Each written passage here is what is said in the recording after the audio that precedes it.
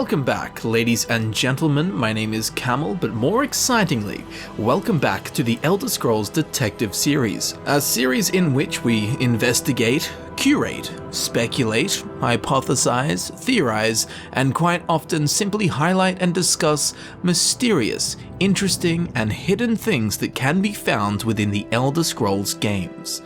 Today we will delve deep into a question that I'm certain we have all pondered at one point or another. In fact, I know we all have, and I do believe I have found the answer, the true, definitive answer. Even though it might not be correct, it is correct. Which makes no sense, but it will in time. Now, to come to educated conclusions in regards to the questions that we'll be asking and answering in this video, we'll need to be equipped with some lore on the Dark Brotherhood, the beloved yet infamous Guild of Assassins. Primarily, we'll need to know where it is currently at and how it's functioning. So, to start, sadly, after the events of the Elder Scrolls IV Oblivion, the fate of the Dark Brotherhood was very unfortunate. While 200 years before Skyrim, it definitely still had its tribulations, there were still multiple functioning sanctuaries across Tamriel. This changed though, 30 years before the events of the Elder Scrolls V Skyrim, in the 4th era, year 171. This is when the Great War began, the war which saw half of Tamriel torn asunder, the war between the Empire and the Aldmeri Dominion. Now, while wars are costly in general, during the Great War, the Dark Brotherhood became a secondary target for both major political parties. When Hammerfell was conquered by the Aldmeri Dominion, the Dark Brotherhood's presence in the province was eliminated, wounding the Dark Brotherhood's reach, reputation, power, and influence across all of Tamriel. Soon, worse things followed. The Shadowscale training facility on Archon was abandoned in Blackmarsh, cutting away the ancient tradition from the Dark Brotherhood, which lessened the income of new recruits, and soon saw the Shadowscale art die out. This led to chaos and conflict internally, as the ruling body of the Dark Brotherhood, the Black Hand, was divided, leading to a lack of direction in already trying times, hamstringing the faction further. Soon, the Bruma Sanctuary in Cyrodiil fell, leaving almost no survivors, losing yet another foothold. The trade city of Wayrest in High Rock was raided by Corsairs, seeing the sanctuary there destroyed. The remaining Black Hand shut down the Corinth Sanctuary in Elsewhere, and moved its remaining members to bolster the crucial Cyrodiilic core of the faction. The political and social tension in the Empire led to a massive raging gang war in the city of Breville in Cyrodiil, leading to more Dark Brotherhood member deaths within the city, and more horrifyingly, it saw the destruction of the Night Mother's crypt. Luckily, a sole survivor fled with her stone coffin to the city of Shadenhall.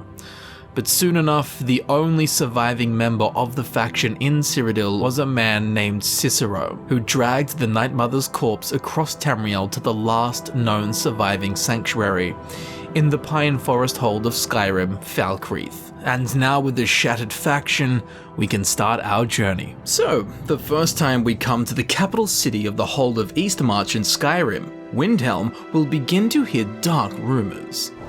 It's no secret the Aretino boy is doing some ritual, trying to call the Dark Brotherhood. Who's going to stop him? Me?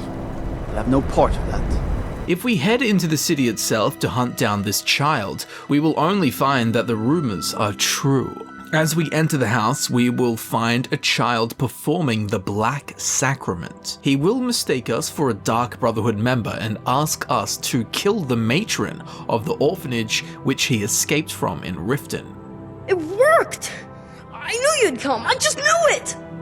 I did the Black Sacrament over and over with the body and the things, and then you came, an assassin from the Dark Brotherhood. My mother, she died. I'm all alone now. So they sent me to that terrible orphanage in Riften, Honor Hall. The headmistress is an evil, cruel woman. They call her Grella the Kind, but she's not kind. She's terrible to all of us. So I ran away, and came home and performed the Black Sacrament. Now you're here, and you could kill Grelod the Kind! Now, if we travel across country, south into the verdant autonomous forests of the Rift and make our way to the city of Riften, near the castle we'll find the very place we were looking for, the Honor Hall Orphanage. Inside we can find this Grelod the Kind being a right crone. And one more thing. I will hear no more talk of adoptions. None of you riffraff is getting adopted, ever. Nobody needs you. Nobody wants you. That, my darlings, is why you're here. Why you will always be here, until the day you come of age and get thrown into that wide, horrible world. Of course, when no one's looking. We will drive an arrow through her skull and listen to all of the happy children cheer and praise. Aventus really did it! He got the Dark Brotherhood to kill old Grelod. Hurrah, hurrah! Now the deed has been done, we'll head back to the frozen stone citadel of Windhelm and collect on our contract. Aha! I knew you could do it, I just knew it! I knew the Dark Brotherhood would save me! Here, just like I promised, this should fetch you a nice price. Thank you. Thank you again. Now that that's done, we can get on with our lives. Well, not actually, because in the coming days this will happen. Let's see here. Yeah, got this note. Who's this from? Don't know. Creepy fella, black robe, couldn't see his face. Paid me a pretty sum to get that into your hands, though. We'll receive a mysterious note that simply has a black hand and says, "We know." But what's more interesting than this is the next time we sleep, we will have quite the journey ahead of us, and a major question to answer. Sleep well? Yes, I did, thank you. And I have woken up with strangers before, but this is different. Where am I and who are you? Does it matter? You're warm, dry, and still very much alive. That's more than can be said for old Grelod, How do you know about that? Half of Skyrim knows. Old hag gets butchered in her own orphanage. Things like that tend to get around. Oh, but don't misunderstand. I'm not criticizing. It was a good kill. Old Crone had it coming. And you saved a group of urchins to boot. But there is a slight problem. A problem? I can't imagine what you're talking about. This situation's entirely normal. You see, that little Aretino boy was looking for the Dark Brotherhood. For me and my associates. Grelod the Kind was, by all rights, a Dark Brotherhood contract. A kill that you stole. A kill you must repay. You want me to kill someone else? Who? Because at the moment, I'm just looking at you, you smarmy Well now, funny you should ask. If you turn around, you'll notice my guests. I've collected them from, well, that's not really important. The here and now. That's what matters. You see, there's a contract out on one of them, and that person can't leave this room alive. But, which one? Go on. See if you can figure it out. Make your choice. Make your kill. I just want to observe and admire. My lips are zipped for added mystery, ma'am. Am I to take your silence as acceptance? Then you know where we stand. Make your kill and we're square. Repayment of your debt is but a discreet knife thrust away. So now we will be faced with the very question that has left me infrequently sleepless since I first played Skyrim all those years ago. Who has the Dark Brotherhood contract on them? Which person in this cabin is the correct person to kill to fulfill the wish of accurately determining who has been officially sentenced to death via the Black Sacrament and the Dark Brotherhood? The anticipation is killing me. Can you figure out who has the contract? Which one will you choose? Now, before we get started, regardless of who we do kill, whether we kill one of them, two of them, or all three of them, Astrid will never reveal who the correct choice was. Oh, no. Don't you understand? Guilt, innocence, right, wrong, irrelevant. What matters is I ordered you to kill someone, and you obeyed. So we never actually find out. That's why we're here now. So let's start with the Whimpering Nord on the left. I can hear you talking out there. Please let me go. I've done nothing to you. Who are you? My name is Full-Time. I'm a soldier. Well, mercenary, really. You know, a sellsword. I've lived in Skyrim all my life. That's all. I'm a nobody, really. So, can't you just let me go? Would someone pay to have you killed? What? Oh, God. I don't want to die. Oh my god, just answer the question or die. Please, I don't know. I mean, I'm a soldier. I've killed people when I was ordered to. Maybe there was sometimes I got carried away. But war is war, right? Nobody could blame me for that. Could they? Yeah, they could. What did I do?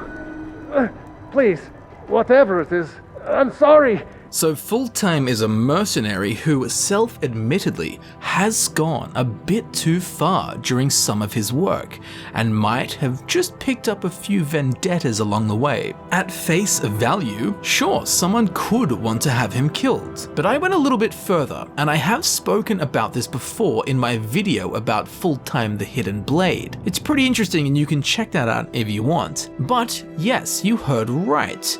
Not many characters in Skyrim share the same name, especially first names.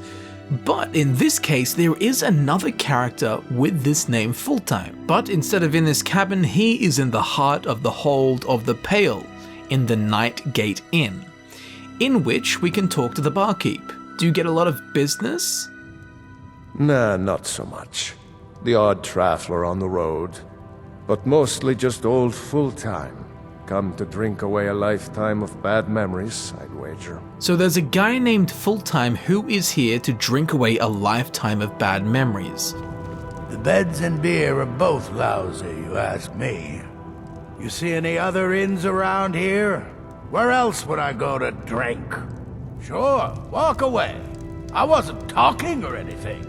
The interesting thing about him is that he carries a blade's sword. His harrowing past and the sword suggest that Full-Time here is in fact a Blades member, in hiding of course, as when the Great War ended with the signing of the White Gold Concordat, the Blades were outlawed, hunted down and killed by the Aldmeri Dominion. So for someone to publicly wear a Blade sword means they are really connected to it, as it is literally a death sentence to be seen with it, likely why Full-Time here lives in the middle of absolutely nowhere. Now the reason this is important is that this mercenary in the cabin, Full-Time, could have used his name as an alias, knowing that there was this great Blades warrior called Full-Time. So he used this name to give himself an alias that had some weight to it. People would be more inclined to hire him if they thought he was a great warrior and war hero. Now, if this theory is true, someone could have put a contract on the actual Blades war hero Full-Time in the Nightgate Inn, but then the Dark Brotherhood got the wrong guy and picked up this mercenary who was posing as the real Full-Time to get more money and clients. While that theory may or may not be true, it is important to lay out all the information and possibilities, given that these three characters in the cabin have absolutely no backstory. Next in the middle, we have the Nord woman called Alea Quintus. Get these things off of me! Cowards! Stealing a woman from her home! For shame! Who exactly are you? None of your damn business who I am. If you're going to kill me, just do it already. Esmara is my witness. If I didn't have this hood on right now, I would spit right in your face. Would someone pay to have you killed? Excuse me? What kind of question is that? Oh, God's sake, just tell me what I need to know. I'm a woman living in Skyrim with 6 children and no husband. I don't have the time or the patience to be nice. Do some people look down on me? Have I made some enemies? You're damn right. I don't have time for this nonsense. I've got a home to keep and children to feed. Now, let me out of here! Okay, so at face value, she seems pretty aggressive, but not in a, harmful way. She seems like she'll give you a strict bedtime, but I'm not getting "this woman must be killed" vibes. Now, she does mention that she lives in Skyrim with 6 children. Now, I went through all of Skyrim, every city, every town, every village. I went through the game files, I went through the wikis, I went through the Imperial Library, and there is not a single sign of this woman ever existing.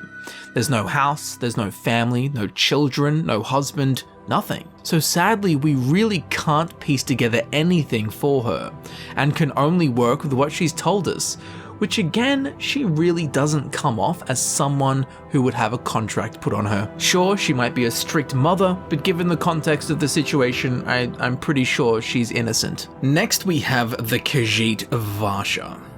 Whoever this is, clearly we got off on the wrong foot. But no worries. This is not the first time I have been bagged and dragged. Come now, whatever the problem, we can talk about it like civilized folk, Who are you? Varsha, at your service. Obtainer of goods, taker of lives, and defiler of daughters. Have you not heard of me? Perhaps I will have my people carve my name in your corpse as a reminder. Would someone pay to have you killed? Me? Are you serious? Answer the question, you furry dope, or I'll paint this room with your pussycat blood. Fool, don't you get it? I live in the shadow of death every day. A knife in every doorway. A knocked arrow on every rooftop. If one of my enemies would not pay to have me killed, I would take it as a personal insult. Tell you what, you release me and I promise my associates will not hunt you down like an animal and butcher you in the street. It is a win-win. Hello? Hello? I know you are listening. No. So, at face value, the Khajiit captive Varsha, purely on gut instinct and first impressions, is definitely the most likely candidate. He's arrogant and admits to being a man of crime, deceit, defiler of daughters, acquirer of objects. He's an all-round hateable and very killable character. So again, at face value and first impressions, I'm sure all of our gut feelings say Varsha is the one with the contract on his head, and if not, he's just the one that we want to kill the most. Now, Khajiits are well known for being wily, untrustworthy, and all-round vagabonds, walking in circles that often break the law, and tread in shadows that often lead to mischief. Varsha appears to be an arrogant exaggeration of the stereotype of his race. But despite all of this, and his claims of grandeur and his people, there are absolutely no signs of this character existing outside of this cabin, just like the other two. There's no gangs, there's no journals, there's no factions, no dialogue mentions, nothing. So all we do have to go off is what he says to us. However, there is something interesting hidden in plain sight. His name Varsha is unknown in the Khajiit language. It's a very obscure name and one we have not seen before for his kind. Varsha does, however, mean gone or dead in Aliadun, the language of the Aliad. So his name literally means dead. It's very suspicious given the current circumstances. It might be a hint that this guy was in fact the one the contract was on, or that he's the one Bethesda Game Studios thought most people would kill, and I think that would be right. And while we're on the topic of his name and its obscurity within the Khajiit culture, Varsha is eerily similar and equally obscure as the name Rasha. Much like Varsha, Rasha is a name not seen in Khajiit culture either. But there was a very important and prominent member of the Dark Brotherhood, who was a Khajiit named Rasha. Rasha was the last leader of the Shadenhall Sanctuary and the last remaining member of the Black Hand, following the Great War and the complete downfall of the Dark Brotherhood that we spoke of earlier. Now, with the death of the last listener, the Dark Brotherhood was unable to communicate with the Night Mother. The already shattered faction was demoralized and left in the dark, ironically. In an attempt to bolster confidence and hope within the Dark Brotherhood, this Khajiit leader, Rasha, lied and claimed that he had been chosen as the new listener. However, after being unable to confirm the words that the Night Mother teaches all listeners, which is confirmed by all keepers, Rasha was killed for sacrilegious acts by the remaining members of the Dark Brotherhood. Now, while Rasha did act with a noble purpose, ultimately he lied and betrayed sacred rites. So Varsha, here in the cabin, might just be a nod or a spiritual successor and embodiment of the Khajiit that we just spoke of, Rasha. Of course, while that may or may not be true, both of those names are very odd and unfamiliar, yet very similar, both belonging to male Khajiit within a negative context of Dark Brotherhood interactions. It's very suspicious and curious indeed. Now, the only other information we can get on these three is if we kill them. When we kill full-time, Astrid will say this. Oh ho, the Whimpering Nord, eh? Yes, I can see how you'd come to that conclusion. Interesting choice. When we kill Alea, Astrid will say this. Ah, the feisty good wife. Quite the mouth on her. Someone must have wanted her dead. Right. And when we kill Varsha, Astrid will say this. The conniving Khajiit. Cat like that was sure to have enemies. It's no wonder you chose him. So, overall, we really don't have much to work with. To choose between these three, who dies, who has the contract on them. We really do have to decide, at face value, how we perceive them from the limited dialogue they present, which to be honest is pretty stupid, given that throughout the Dark Brotherhood questline we assassinate a number of kind and seemingly innocent people, none of which we would have any reason to believe that someone would want them killed, so being asked to figure out who has a contract on them based on their personality and limited insight in a hostage situation, it seems asinine. It's almost as if this is more of a game for Astrid, and a game that I had figured out how to win. What if I told you that I don't think any of these three have a contract on their heads, as there is another person in the room that we can kill? Astrid. That's right, if we so choose, we can spare the other three captives, turn around, and slay Astrid. Admittedly, it would be a very tough fight. But get this, when we deliver the final blow, she will say this with her dying breath. Well done. Well done. Well done. Well done for what? She asked us to figure out which person in the cabin had the contract on their head and to kill them. Then we kill her, and she says well done? What does that mean? Was she simply congratulating us on our ability to do something unpredictable and take down the leader of the Assassin's Guild, the Dark Brotherhood? Or was she congratulating us on figuring out who had the contract and killing the right person? Her. Does that mean Astrid has the contract on her head? Is that even possible? Would that even be allowed? Well, traditionally the Dark Brotherhood lives by the 5 tenets, which is quite hard to read on these stone tablets lining the walls of the sanctuaries. Luckily, there is this handy book that we can read instead. Tenet 1. Never dishonor the Night Mother. To do so is to invoke the wrath of Sithis. Tenet 2. Never betray the Dark Brotherhood or its secrets. To do so is to invoke the wrath of Sithis. Tenet 3. Never disobey or refuse to carry out an order from a Dark Brotherhood superior. To do so is to invoke the wrath of Sithis. Tenet 4. Never steal the possessions of a dark brother or dark sister. To do so is to invoke the wrath of Sithis. And Tenet 5. Never kill a dark brother or dark sister. To do so is to invoke the wrath of Sithis. So there it is, number 5, tenet number 5, never kill a dark brother or dark sister. But what if this conflicts with tenet 3? Never disobey or refuse to carry out an order from a Dark Brotherhood superior. Well, as we see in the Elder Scrolls IV Oblivion's Dark Brotherhood questline, when the purification ritual is performed, it seems that killing a dark brother or dark sister is allowed, under the right circumstances of course, those being that it was the orders of a superior within the faction.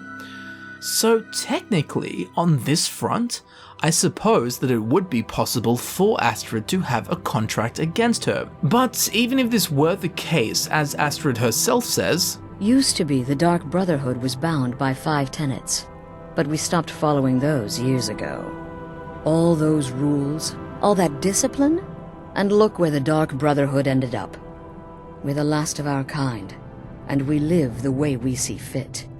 Bottom line, respect your family. Do that, and everything else will fall into place. the modern, tiny remaining sliver of the Dark Brotherhood in Falkreath's Sanctuary don't follow the tenets so strictly anymore. But it's also important to know, where do contracts actually come from? Well, Astrid has the answer for this too. They used to come from the Night Mother. Potential clients would perform the Black Sacrament, and she would hear their prayers.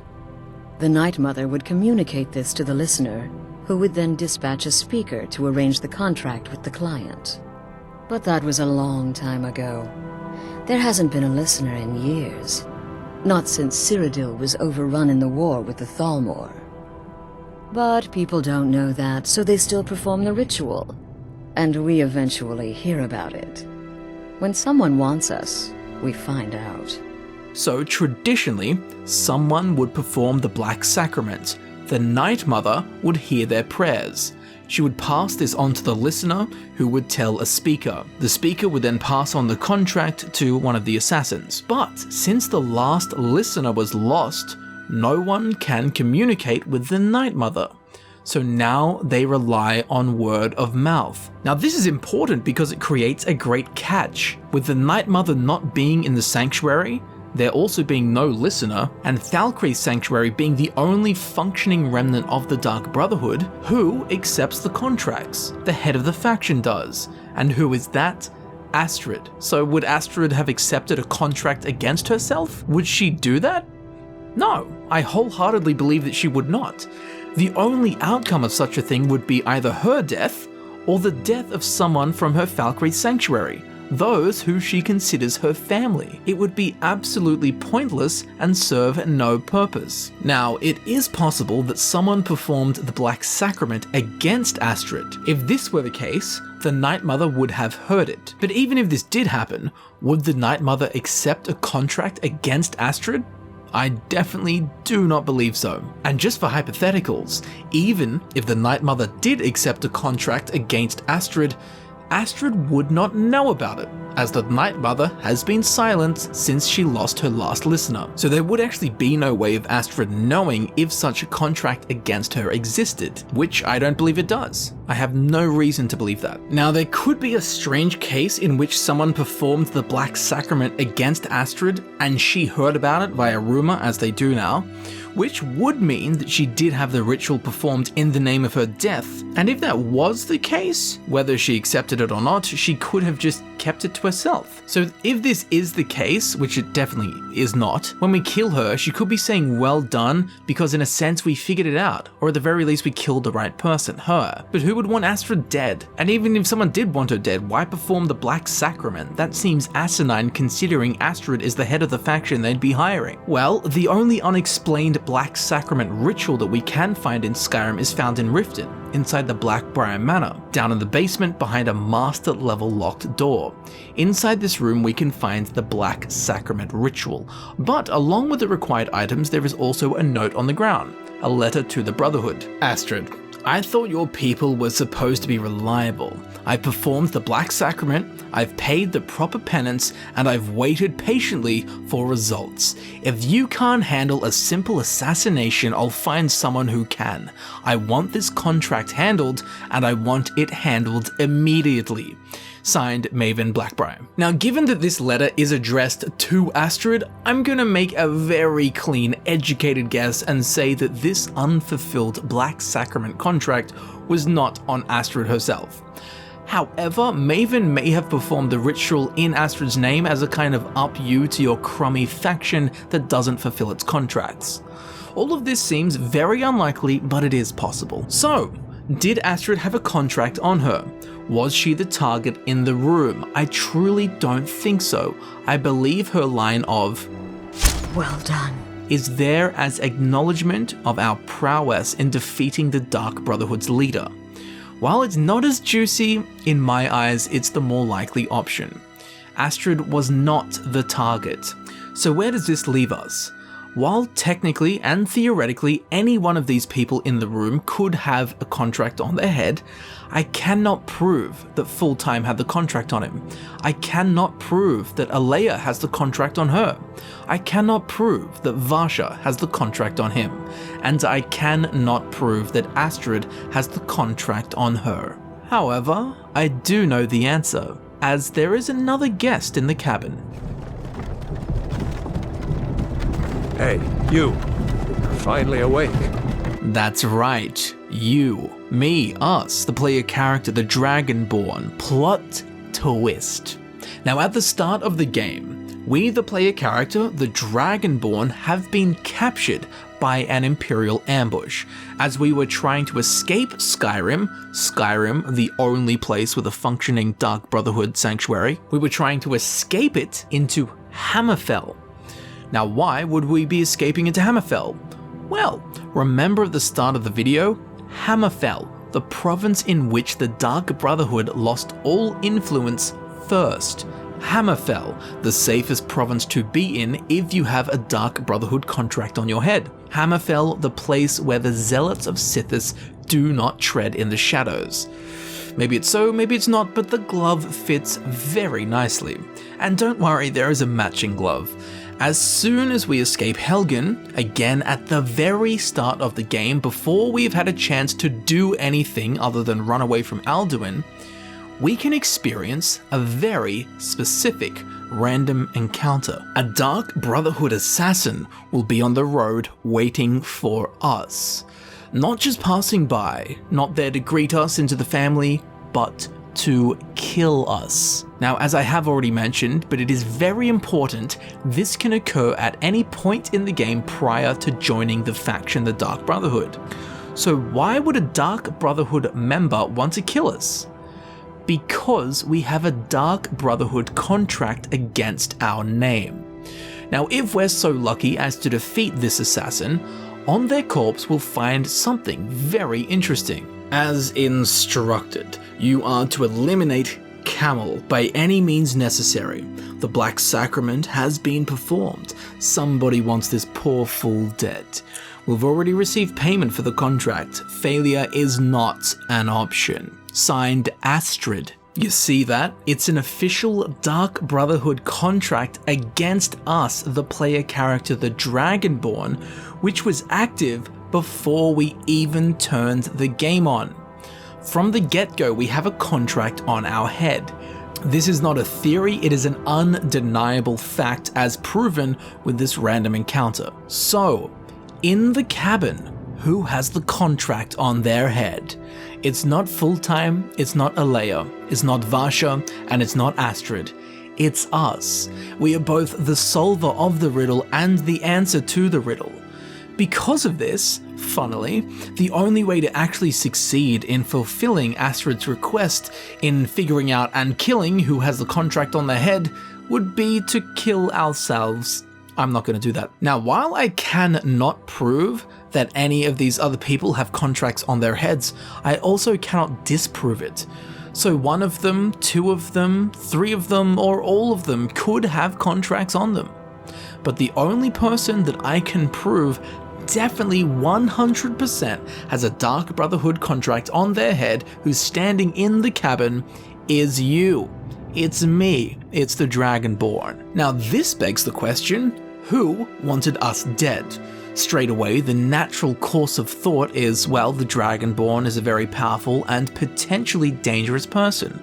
Many people and even factions could see us as a great threat and wish to take us out. This would make sense, but it doesn't work at all, because we have the contract on our head from the get-go, from a point in the game before we are discovered or revealed to be the Dragonborn. No one knows we're the Dragonborn at this point.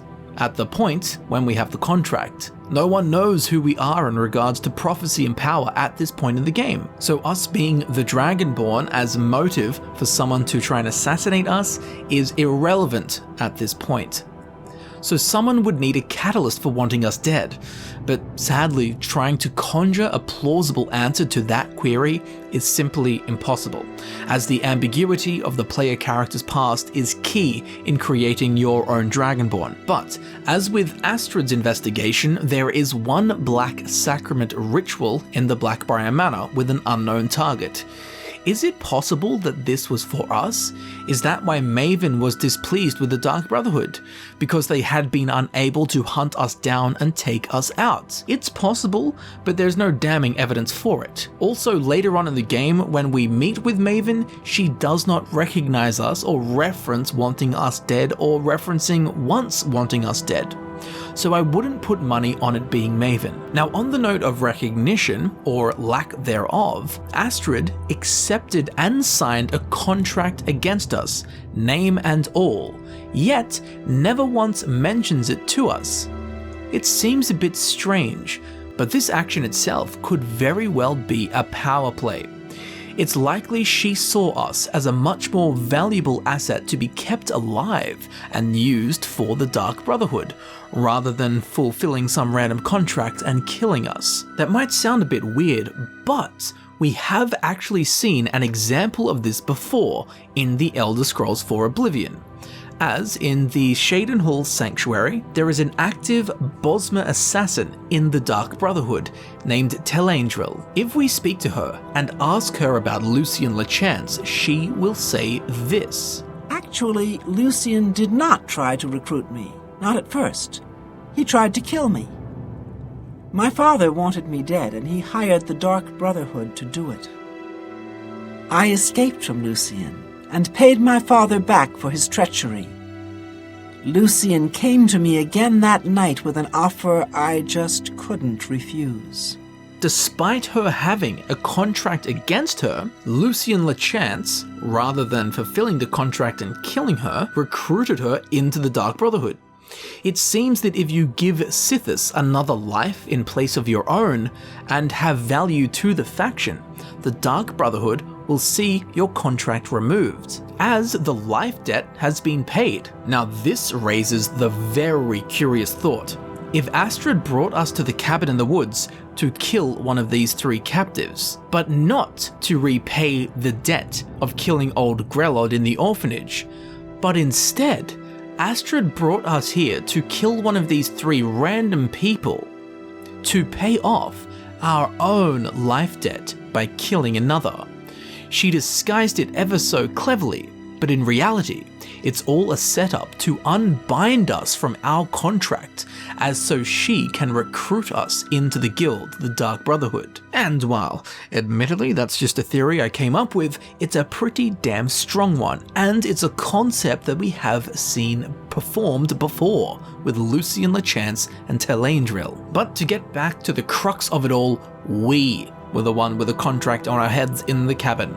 All we had to do was look inwards to solve the puzzle, like so many puzzles we faced. So, I do hope that you have enjoyed the journey and the discovery of the true workings and mysteries of the cabin contract.